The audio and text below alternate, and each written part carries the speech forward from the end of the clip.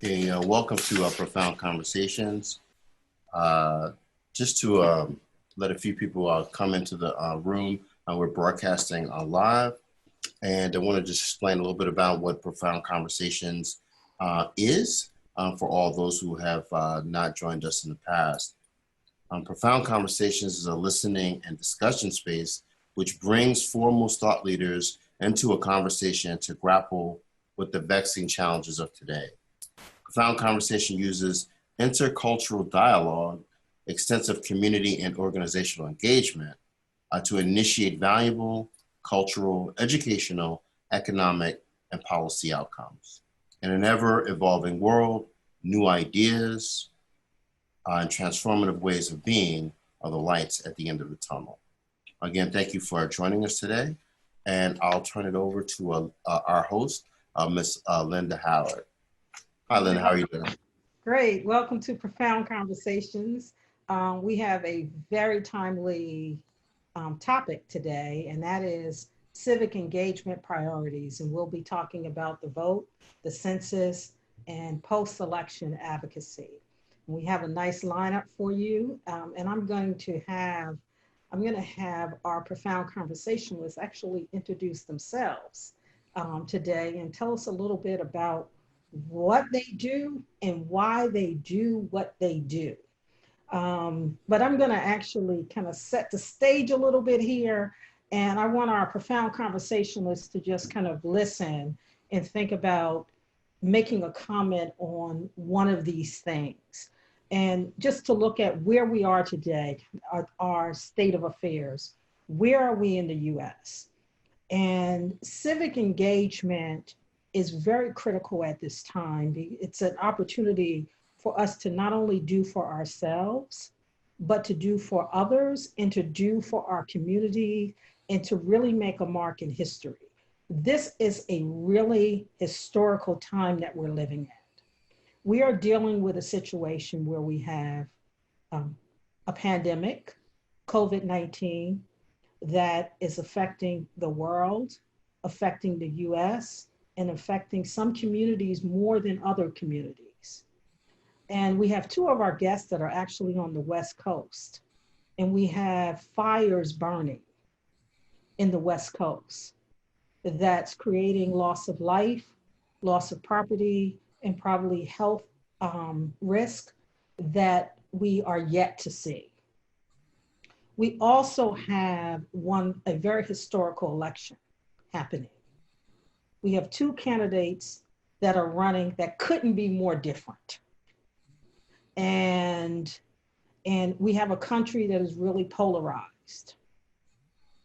We also have issues around police reform and what has been happening in Black and brown communities is actually playing out on the world stage. And it's not that these are new situations, but these situations are being filmed for the world to see. And so we have all of these dynamics that are happening at the same time. Then we got issues around climate control. And we're seeing the impact of that. We're seeing record number of hurricanes. We're seeing the wildfires that I mentioned that's happening on the West Coast. Denver last week had an extreme change in temperature. They went from 101 degrees one day to 30 degrees the next day, a 70-degree change in 24 hours. So we have all of this happening, and at the same time, we are being told to physically distance ourselves, to stay at home as much as possible, to not get in large gatherings. And all of these dynamics are happening. And this is also a census year. So it's coming down to how are we being counted and what is the importance of being counted? And when we look at all of these issues that we are facing today, we thought this topic around civic engagement and where you stand as an individual and where we stand as a community is important. So the guests that we have today can talk on all of these things that I just raised. And I'm going to ask them to say who they are, what they do, and to just pick one of those things that they feel passionate about and just share with us that passion. So I will start with Charles. Good afternoon. I am Charles E. Lewis, Jr., and I am a political social worker, meaning I operate in the political arena.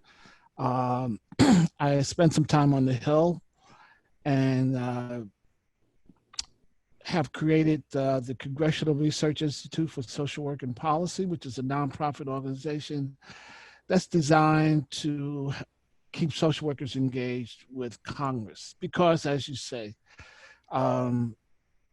civic engagement begins on election day, but that's not where it ends.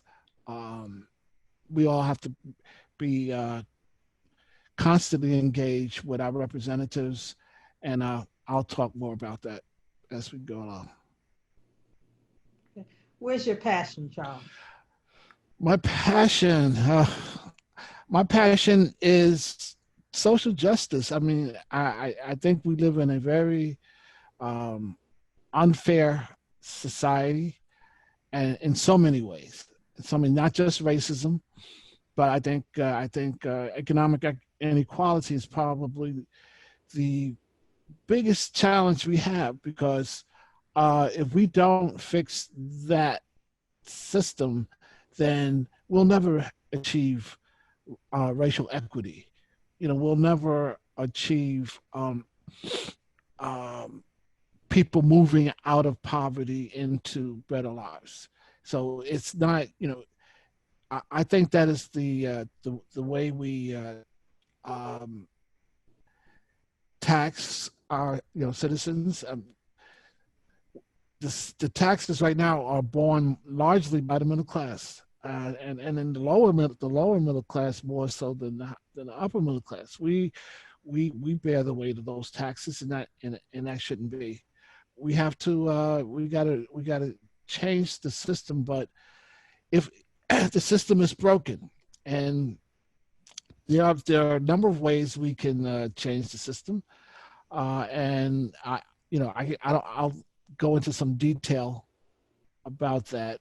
But my passion is getting more, right now, social workers engaged in doing something to change the system. I'll just say that in 2018, after reading Nancy McLean's book, Democracy in Chains, where she lays out how the libertarians funded by the Koch brothers have gained disproportionate advantage in our elections and our governance, I raised the question to social workers: can social workers help save democracy?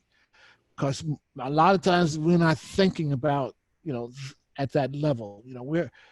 We got to help our communities. We got to help our people. But if we don't do anything to redirect the system, we're going to still be in trouble. All right. Aura, did I pronounce your name correctly? Yeah, I think you're on mute. So that would be Aura Vasquez. Say it again. Aura. Aura. There you go. All right. Okay, so tell us a little bit about what you do and why you do it. Yeah, so I am an Afro-Latina from Colombia. I immigrated to this country with my family 25 years ago. So a lot of the work that I do is shaped by the experience of, coming here at 18 years old and being an immigrant. Since I was a child, I have been an environmental activist. At 11 years old, I learned about global warming back home in my country. And I went to my school and spoke to my principal, and we founded the first environmental club in my school. And in those days, the biggest thing was the aerosols. You remember back in the 80s with the big hair and the curls and such. So we banned aerosols in my school, and ever since I have been a very active advocate for social justice and environmental justice issues. 10 years ago, I came to California to pursue a career in community organizing. So I've been able to do a variety of things, including helping California pass driver's license for undocumented folks. For the Sierra Club, as one of their lead organizers, I helped LA divest from coal and put Los Angeles to a path to 100% renewable energy. I became the youngest and the first activist commissioner of the largest publicly owned utility in the world, Los Angeles Department of Water and Power. And there I did things like solar for renters. I'm a renter, and sometimes we don't think about other communities when we think about renewable energy in a traditional way. I helped retire 3 coastal gas plants that were polluting our communities, communities of color, low-income communities. And this is what ignited the Green New Deal in Los Angeles. So I'm very proud of doing all that work. Recently, I ran for city council, and as a person that ran in a system that is not set up for people like myself, for women that have an accent, for women that have a difficult name to be pronounced, for somebody young, for somebody that has innovative ideas, I felt that I had to do that. I felt that the issue of money and politics and the issue of lack of representation was a real problem in our city here in Los Angeles. And obviously we see that all around the country. We are at a very pivotal moment. COVID-19 has exposed us to a healthcare system that is dilapidated, and income inequality like no other, where the top 1% has made more money in these past 6 months than the bottom 90%, and in fact has taken income from the bottom 99%. And this conversation and the conversation around voting, the census, and who do we vote for couldn't be more important. So thank you so much for inviting me to give my points, and I'm looking forward to share more. So what do you think about the fires that are happening? You know, as someone that has been working on this issue for so long, as someone that repeatedly says that this issue is interconnected, that it was not just somebody that was doing a gender revealing party with a candle and it burned down the forest. This is something that is a direct result of climate change. And sadly, I don't think that our elected officials and our leaders really take it seriously.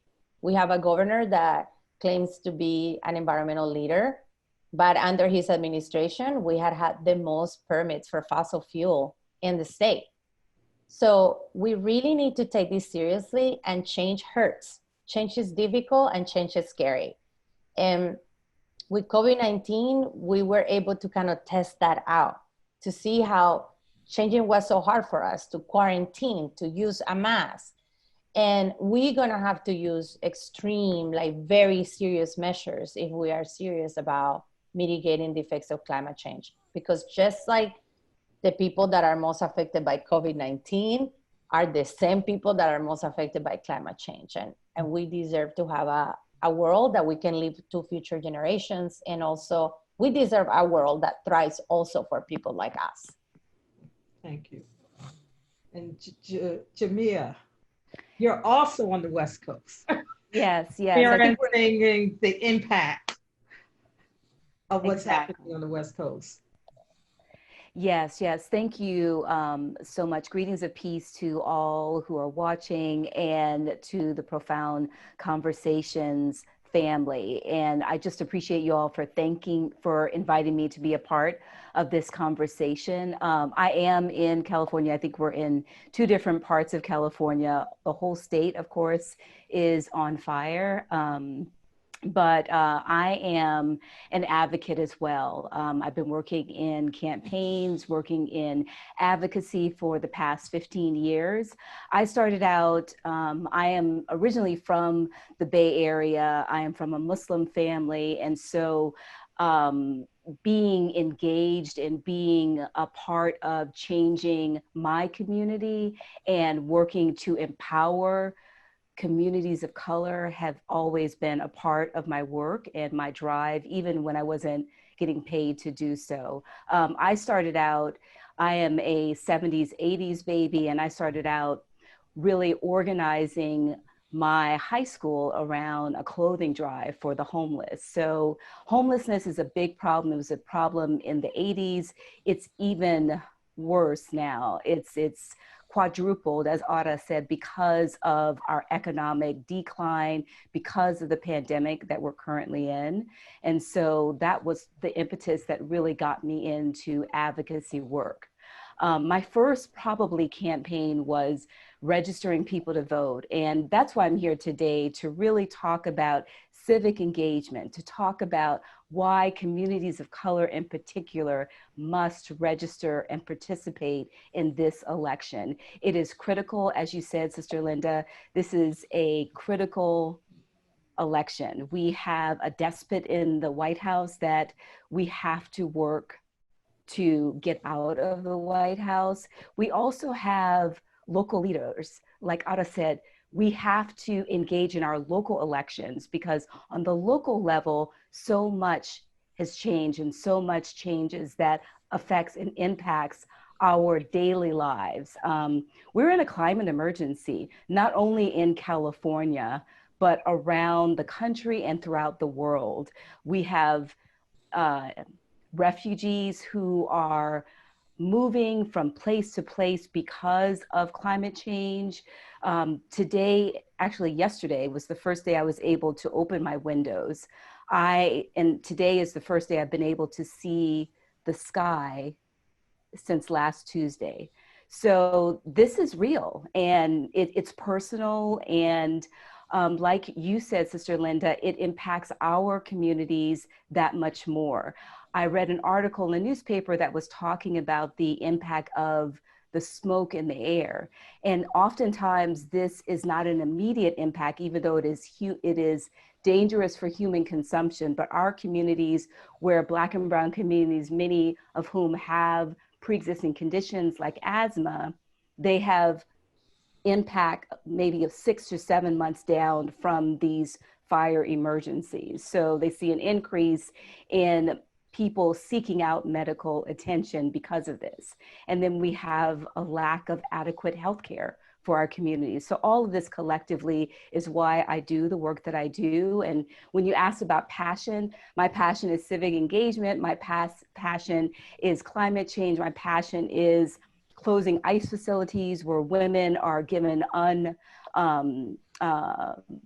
given hysterectomies without their consent. We're caging our babies, all of these different things, polluting our communities, whether they be poor communities, Native American, African American, or Latino. Or poor white communities. We need to fight back against all of this. And this is the impetus of why I do the work that I do. So we've been talking about civic engagement. One of you kind of jump in and just for our audience, can you define what civic engagement is? Sure. So civic engagement is participation. We are living in a democracy. And the thing about democracy is it's not just one word, it's two words. It's a participatory democracy, which means that you register, you vote, but it also means you advocate. It means that when you see an issue, a local issue in your community, you go and you write a letter, you go and call your local representative and find out what you can do to make a change. It means participating. It also means informing. We have an environment right now where we cannot always trust the truth of what is coming from our leaders is the truth. So it means researching and making sure that the resources that you look at are vital and valid when it comes to finding the proper information for you, your family, and your community. So that's all what civic engagement means. It starts with, registering to vote, but we can't just end it there. We have to continue past there to continue to keep the people that we put in office, hold them accountable and make sure that if we do not like what they do, we let them know. And that if we do like what they do, we thank them for it and let them know that as well. But it means participation fully and constantly. Anybody else want to add to that? I'll add to that because I agree wholeheartedly with what Jamiah is saying, because I tell social workers all the time, this is a representational democracy. So we have people are representing us.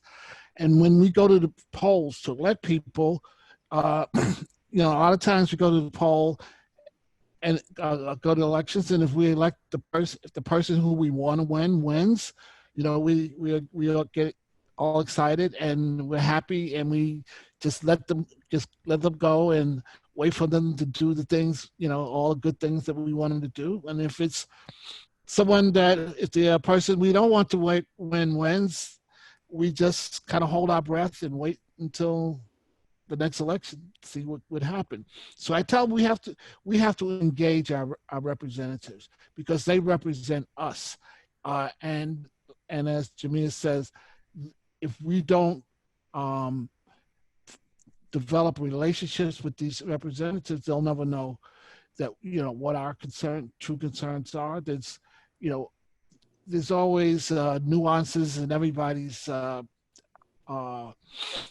needs and desires. So we have to communicate them to our representatives, whether it's in Congress, on the state level, or the local level. So I tell students and professors that you need to know who represents you, who's your congressperson, who's your state rep, who's your city council person. You need to know who they are. And not only do you need to know who they are, you need to know what committees they sit on. So what their responsibilities are and what their focus is. And so I agree with you wholeheartedly that we have to engage our representatives. I would like to add a different spin to this, which I think is equally important as involving and engaging with our elected officials. We need to empower people. Empower people can do incredible things. When we empower, when we feel like we're part of something, when we feel that our voice matter, we are unstoppable. And I don't think our political process right now or civic engagement is set up that way. So if civic engagement is truly participation and is getting people to be part of a process, political process, a city process, you then don't have city council meetings that are at 10 in the morning where everybody goes to work. You don't have board meetings where rates for your water and power are decided at 10 a.m. where you can't leave your home or your work to have your voice heard. You don't have a system where I personally have to wait an hour to cast my vote in the most recent election in March. That's not what civic engagement is. And that doesn't empower people. And that's why people get turned off. And they say, that doesn't work, my vote doesn't matter. I can take off work, it's boring, I don't want to do it. And we need to really rethink about what civic engagement is in the era of technology, where we have social media that has kept us together more than ever.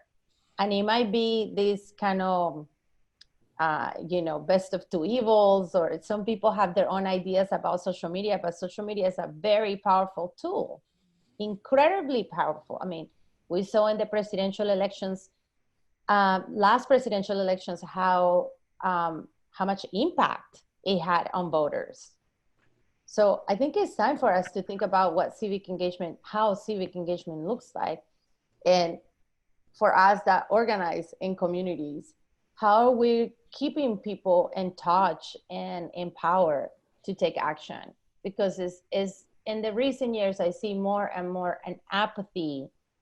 There is a feeling out there that people don't want to get engaged, that people don't care.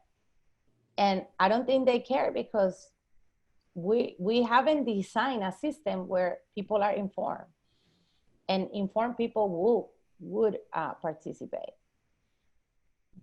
So how do we change that? I think part of that is, and I totally hear what you're saying, Ara. I think that throughout the history of the United States of America, we have never had equality. We have never had an equitable system. And that's part of the work that I'm doing right now, because I do believe what you're saying. We do need to empower our communities, but we empower them by teaching them civics, by teaching them about agitation. When we have our young people out in the streets, we help to organize them, make sure that they have a concrete ask, make sure that they've built out the power structure and they've done a power map that lets them know where they go and what they should do and what the next step should be.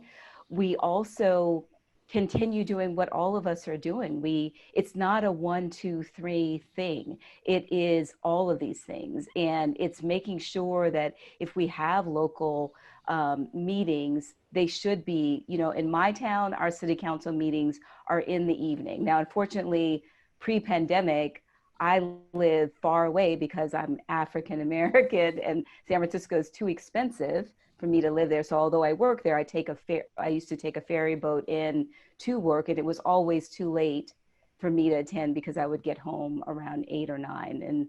And that's part of it as well, economic equity and making sure that we have affordable housing. It's a litany of things that I know we're going to cover today, but I'm going to step back now and let others add to it because I know they have additional pieces that we can add to that.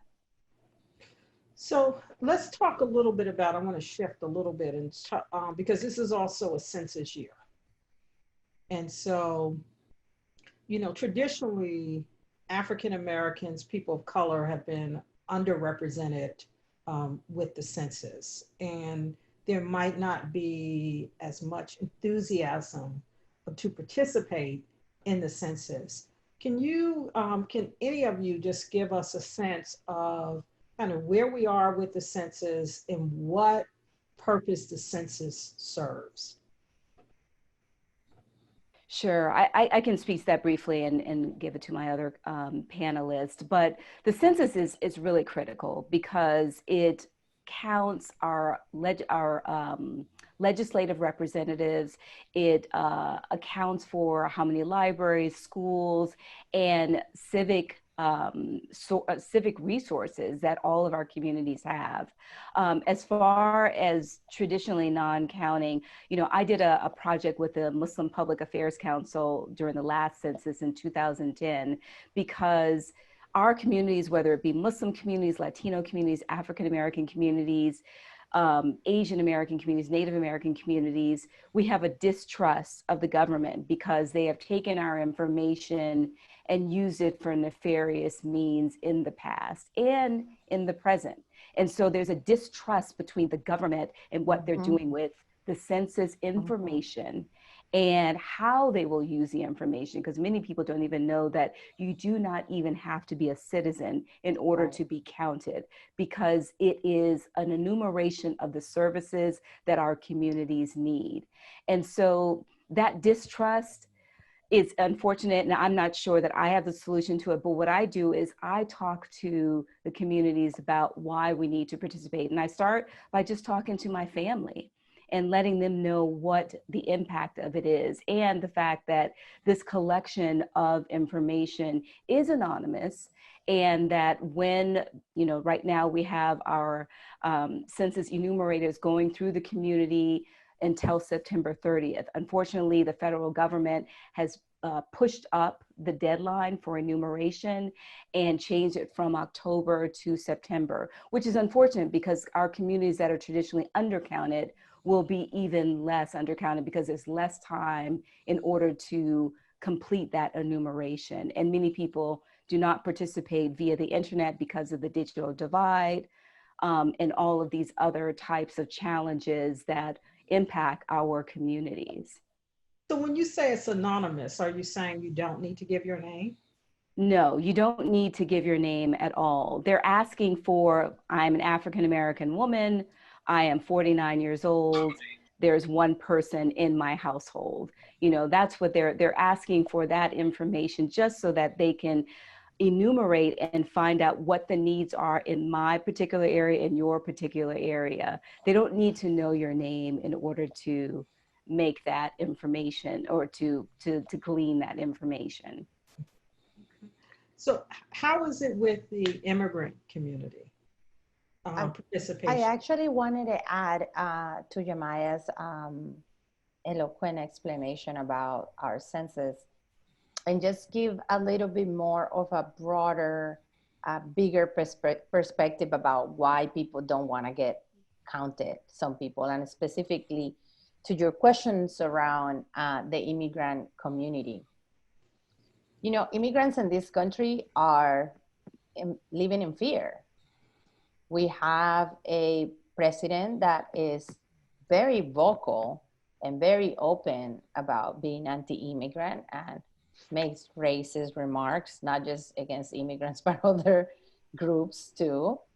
And this is how that kind of behavior trickles down to something like the census, where people believe that, well, we have our president hates us. That's how they feel. And now they're sending people to figure out who we are. There's no way I'm opening my door. So that's the distrust that all this rhetoric, and I hate to make this a partisan issue, but the Republicans don't help themselves, not all of them, but a lot of them, with creating this distrust with the community. Absolutely.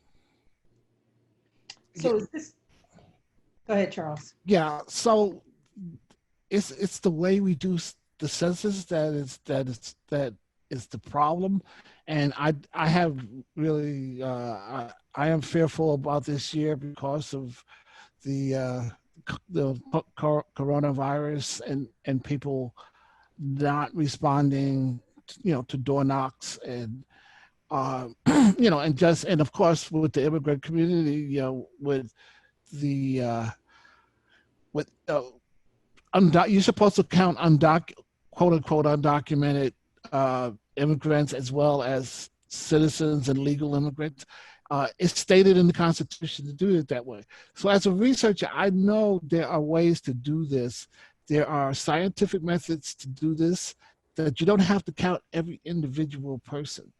I mean, we know how many homeless there are, but we haven't counted every individual homeless because we do sampling. There's sampling techniques that allows us to get national representative sampling, and it will give us a much better, a much accurate accounting of who's in the country than trying to go around and, and identify each person one by one. But the Republicans have resisted that for years because they know that it's going to give larger counts of people of color automatically. So until we get a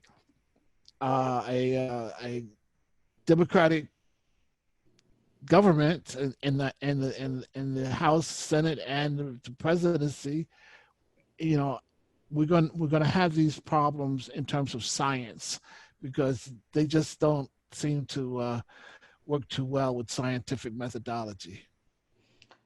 So it sounds like we need some advocacy around changing how the census is taken. Absolutely.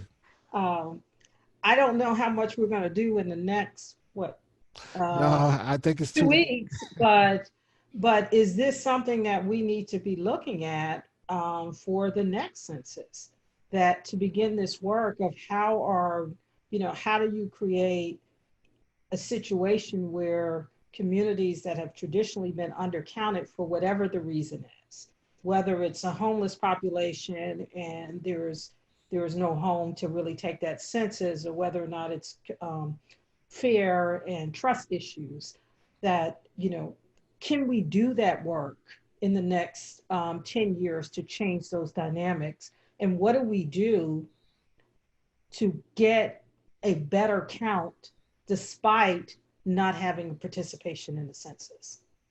Yeah, I do think first and foremost, we need an administration who is in support of the truth. I think that, there must be more innovative techniques. I always wondered about that myself, and I'm grateful that Brother Charles actually mentioned that, because it's key. But we need a commitment to the truth, and we need a commitment to transparency. And we have a general fear, like Ara said, of Black people, brown people, and the browning of America.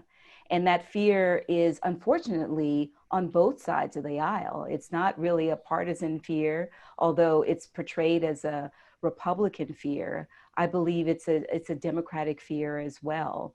And we need to do some cultural education in order to educate the country about the importance of this transparency, because we're in a Black Lives Matter moment right now. We're in a racial equity reckoning, and it's not going to stop.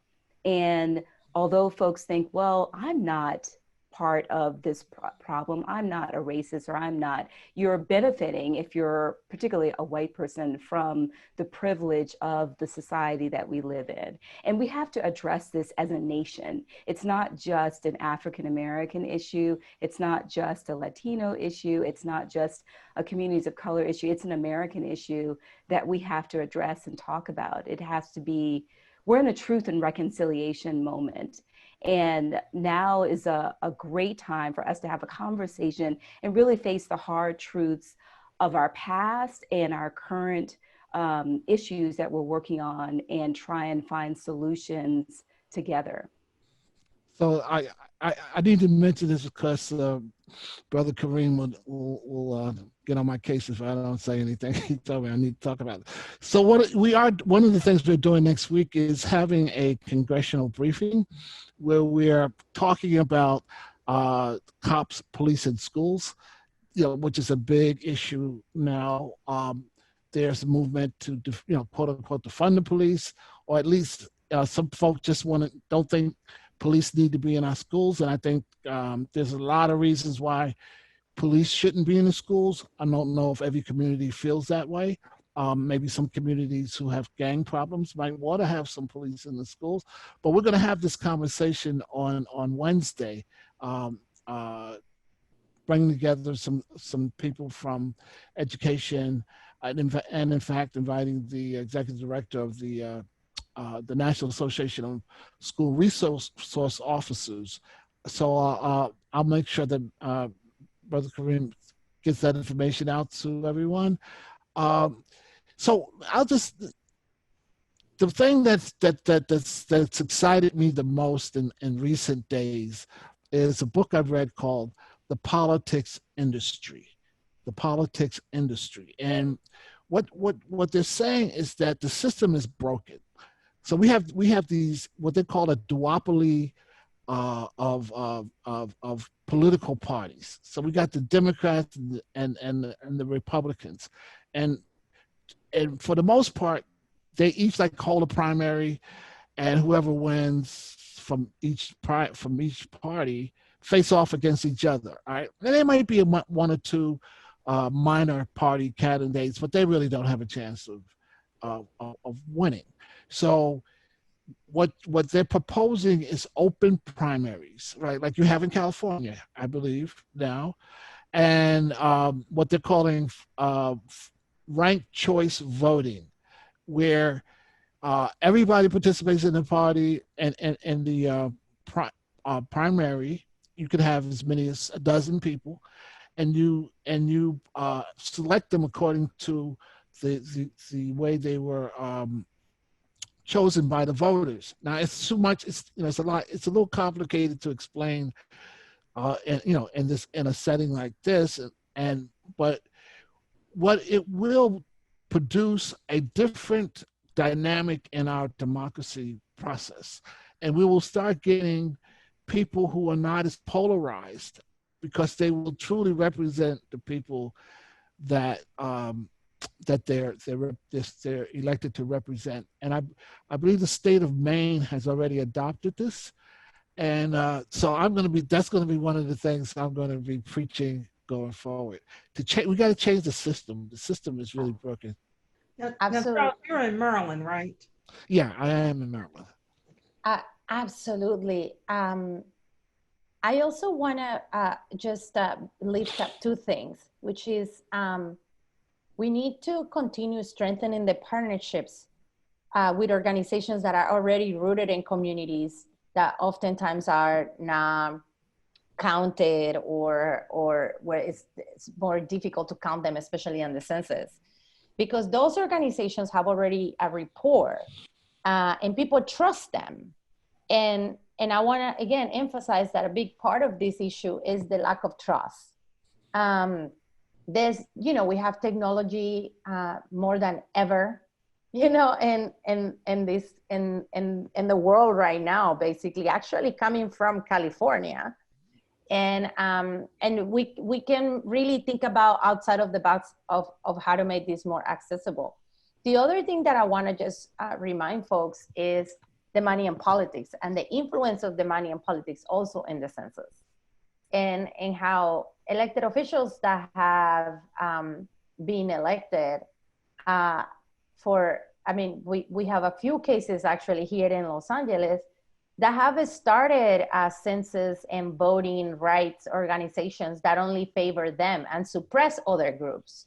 We see that oftentimes here in Southern California, where there's a lot of Latino and African-American tension, sadly, where we see a lot of, we're talking about power, and resources are power, and counting people and figuring out how much resources come from our federal level every 10 years also wastes a lot of power. So also for some folks to suppress certain groups to not get counted, it works for them. So I think that we need to really think about all of the pieces that are working. And I agree with Charles, we need to change the system. And that's not going to happen within the system, I don't think.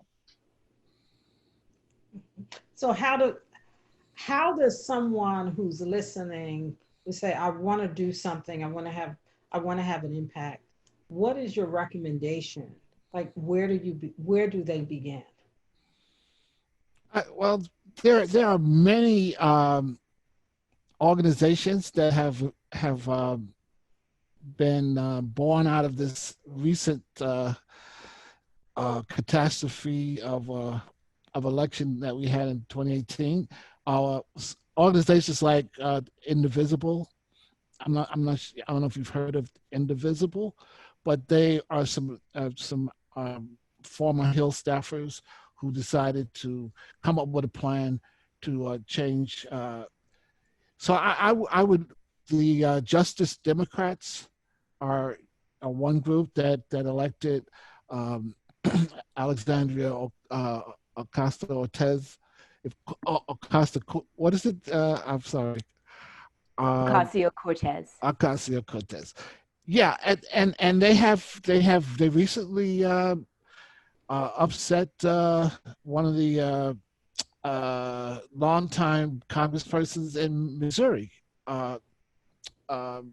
Lacey Clay, Cori Bush, a young Black woman, beat him, and he inherited that seat from his father, and they held that seat for 52 years.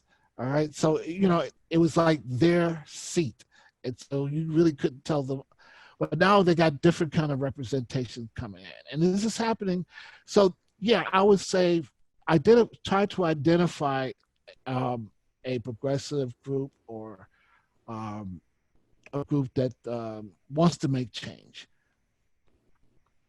Anybody want to make a prediction about the 2020 election, not at the federal level, but at the local levels, and do you anticipate that we're going to see shifts at the I local think, level? yes, I think Brother Charles already, spoke about that and alluded to that. We are seeing a shift born out of the 2016 debacle, and many young people and particularly women of color are coming forward and saying, you know what, I'm going to run. And I'm gonna say something about that. The sister who won that unprecedented seat in Missouri, she ran when AOC ran and she lost. And I want to encourage folks who are watching, if you run, you're not able to garner enough money, you lose, or you don't have enough votes, run again. A lot of people don't know this, but I'm going to speak about, I know you said don't speak about the federal side, but I'm going to make a point about our current president. A lot of people don't know he ran 3 times before he won. He For ran president as well? Yes, he ran 3 times for president. A friend had to tell me this, and I didn't. I thought he'd only run once. He ran 3 times, and so it's really key to not give up and to run again and to attend those meetings if you can, and to make your voice heard, and to get behind some of these organizations like Justice Democrats and whatnot to try and get that support to run, because there are mechanisms out there and we are changing the system. And yeah. I'm going to say one good example is Barack Obama lost his election when he ran for Congress. You guys giving me a lot of hope, because I just ran and I lost, and I was just less than 1,000 votes short, and I was overspent by like $300,000. So my campaign was a real grassroots campaign. So you're definitely giving me a lot of like things to think about. I see Kareem has come on, which must mean it's time for some questions. Sure. Thanks a lot. Really engaging conversation. I was hoping that Dr. Lewis would talk a little bit about the Congressional Research Institute for Policy study, and because I see that that is really one of the vehicles that he is using to really impact change in terms of how policy is actually pushed through. So if you talk a little bit about the organization and what your objectives are, with young students, getting them into politics. But then as the second part of that question, if you could talk a little bit about what the process is. When we talk about civic engagement, when we talk about issues that are most closely held, by citizens in our communities, how is it and what is it that we can actually do to really affect those policy decisions? A lot of times we look at TV, we see congressmen and women on television, and they seem, bigger and larger than life. So we don't really feel as empowered to be able to, have an impact. What is the step-by-step process to, get to a place where their ears are open and, they really do take up, the mantle of those things that are most important to you in your communities? Well, I think that's a lot to do, but the organization was designed to keep social work or encourage social workers to be more engaged with the federal level Congress. And so we do bring students to the Hill. We have a student advocacy day in March, which is Social Work Month, and we bring hundreds of students to the Hill to lobby for or to meet with congressional staffers. We set up meetings for them with congressional staffers so that they can just get the experience of being in the halls of government and meeting with people who represent them. And then in July, we do a boot camp for social work students where we train them if they're interested in going into the arena. Now, in terms of influencing policy, okay, it's relationships, okay? It's I tell all I work with a lot of deans of social work schools, and I encourage them to engage their Congress people, and not only the Congress people, but at every level. But I'm focused on Congress, because when you establish a relationship with people, and they know what you do and they know what you could bring to the table, they'll reach out to you. You know, I have a number of Hill staffers who, if they're working on a bill, they may pass it by me to get my reaction. Okay, and that's become from having relationships. So I think, you know, for us who, particularly, you know, in leadership roles, we definitely need to have a relationship. It doesn't always have to be, you know, buddy, but respect. You know, let them know what you're doing, because ultimately, you're a voter, and not only are you a voter, you're someone who can influence other voters, and they take that seriously, and they will listen to you. But you know, so I'm saying it's not always, as you said, Jamiah, going to them with with something you don't like and protesting. You know, that's part. You know, that's a legitimate response to some of the things that happen. But on the same time, you don't have to wait until something happens. You can go to them, just get to know them, and then they'll know you, and then eventually it can become a relationship where you can actually influence policy. So I don't know, Anna, how you were able to shut down the three The for three coastal gas plants. yeah, but you had to have some, you had to have some allies, right? Yeah. You couldn't do it by yourself. So one thing I learned as a commissioner, and coming from the space of community organizing and activism, is that bureaucracy is very scared of community participation. That's why we have these meetings at random times. That's why they don't want to let anybody know, or they say they do, but it doesn't really reach, So we were able to retire the coastal gas plants because they had an ally in the decision making, which was me, and we also had a movement that was behind making LA 100% renewable energy. And we were lucky that as a commissioner, this came to my table, this came to our desk, and I actually was the first ones to speak about it and to say we need to retire these gas plants. And the LA Times quoted me saying, I won't approve $1 more on fossil fuel, which was a very bold kind of, it was something very strong, I guess, to say. But I mean, is it really strong now where half of our state is on fire? It's on fire. Yeah. Where we had San Francisco with the worst air quality in the world this week.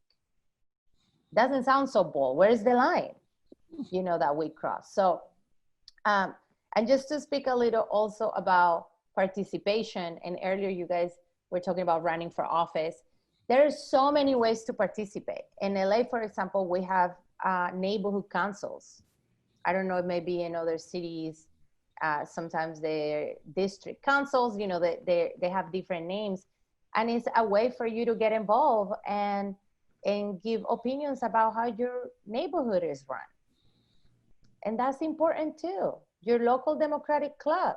I am sorry, I mean, I am going to vote blue, but I am appalled to see how moderate we have become, where we are a democratic, where we are a party of working people. This is the party of the people. And I don't know sometimes if we really live up to that. So maybe it's a matter of all of us participating. And again, that maybe your calling is not to run for office. Maybe your calling is to start a mutual aid in your in your neighborhood or in your area, or maybe get your moms, for those, I'm not a mother, but like for moms, that it's important, the participation of women. Women have made an incredible dent on our political process in the recent years, especially African-American women. Incredible. Melinda, can I just, thank you, Laura. Can I just make one more, have one more question? And this would probably need to be really quick, Dr. Lewis. But I wanted you to talk a little bit about HR 7848, who introduced this bill. And this is sort of an example, of the community engagement work, that we're talking about today. And a little bit about, bringing together the coalition that is coming together for this conversation next week. Okay, so the bill you're referring to, HR 7848, it's called the Counseling Not Criminalization in Schools Act, and that's a bill that was introduced to provide federal funding for schools who would like to hire more social workers and other service providers, but they have to get rid of the cops. So if you want to get the aid, you can have no cops in your school. And that bill was introduced by Congresswoman Ayanna Pressley and Ilhan Omar. All right, and they're new too. I think this is they're freshmen, if I'm not mistaken. And then to show you where the relationships and how the power meets, they were able to convince Elizabeth Warren and Chris Murphy to introduce the same bill in the Senate. And so, those. So we're gonna.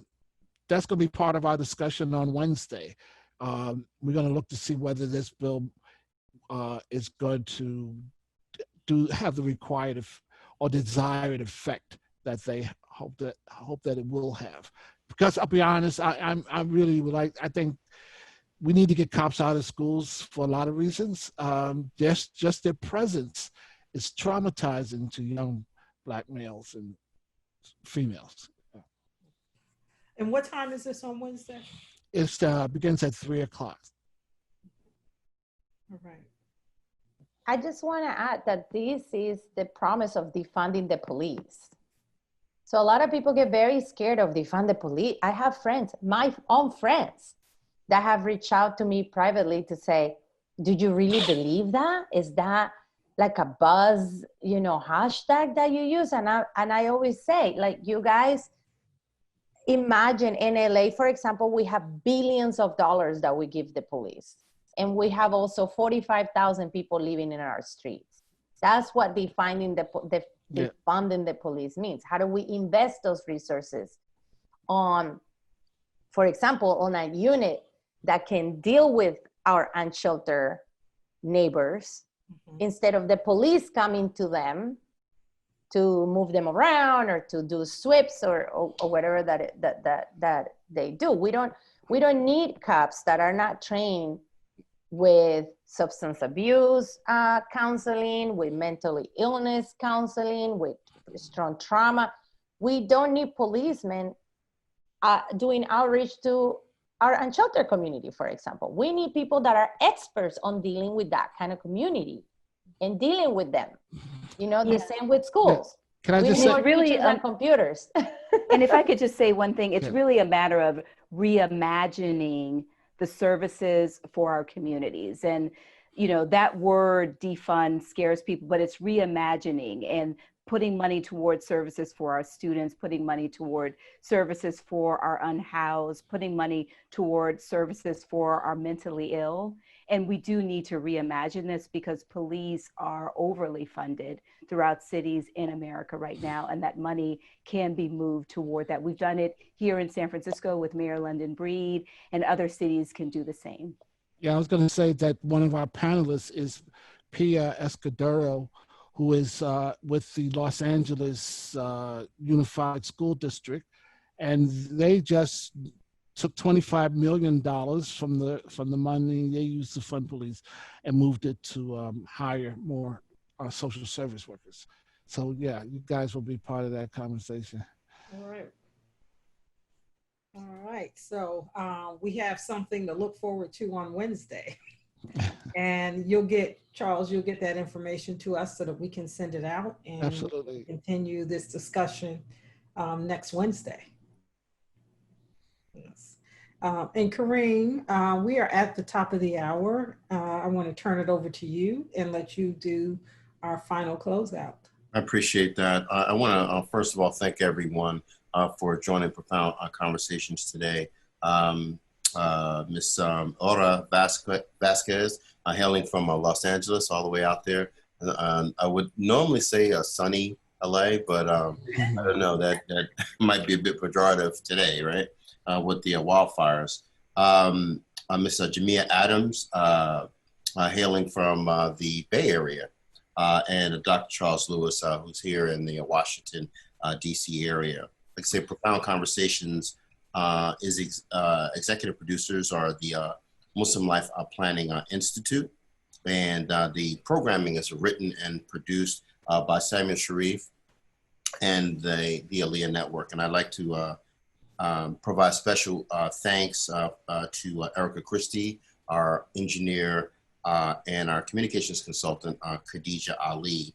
We look forward. We want to just ask everyone to just set your calendar for Thursdays at 4 p.m. We're going to be here. And so you can, put that in your calendar and check on our website to see, what's up and what's next for each week. Also, a special shout out to Fitra Muhammad with, I think it's Learning Al-Islam or Study Al-Islam. She is the one that connected me to Jamiah Adams, and we're so appreciative of her. If we did not answer your questions during this session, I will try to get those answered and emailed to you. So thank you so much, and welcome back, Linda. You've been gone for a little while. It's